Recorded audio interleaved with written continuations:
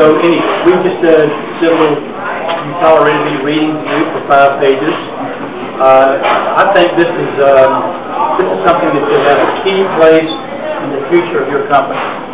You know, if it may be that you're thinking right now, well, I can't do this with existing employees, and you might be right.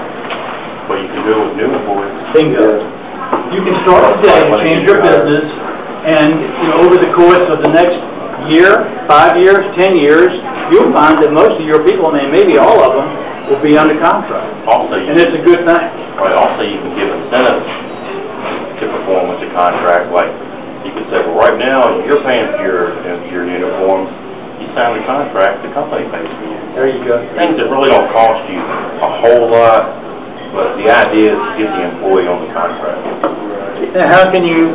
Would it be really legal to have 10 employees there, and 5 of them don't have to sign this, and you force the other 5 to sign it? Well, when they come on. Well, it's a choice. But you either sign or don't come to work. But the existing ones, the contract, the process started at this date from here on, and these are exempt from it. But if you're scared of your employees, shafting you, you might as well get the ones that are still working for you to go ahead and either sign it or leave if they don't want to sign it. Well, you can. You know what I'm saying? Well, if you're trying to protect yourself, you're leaving your whole company open to those 5 guys already, if you got 10. So what really all you've done is half cover your ass. You know, contract. You either have them all do it or whatever. About Virginia, we are a employment and real estate, which means if Paul hires me today and tells me tomorrow he doesn't need me anymore, I have no claim against him because of Virginia's right to work. If you do hire him, make sure you have a contract. And so if you want to introduce him to your current employees, they refuse to sign it, well, they don't have to stay anymore. That's when you have to make a determination, are they worth keeping without a contract? Right. And you as the employer will know whether that employee is about it. It would be a good thing to have all your employees on it. But you know, it's going to be an individual decision. That's a wonderful thing about being the owner of the business. You get to decide how you're going to handle it. You mean it's not a government requirement yet? What's that? It's not a government requirement yet? Yeah, well, not yet. But it might be that, you know, you have an employee that doesn't want to sign it, and you've got to be okay with that. Might be written into. But I like Paul's idea of, you know, if you can lay an incentive out there to get them to sign it, that's good.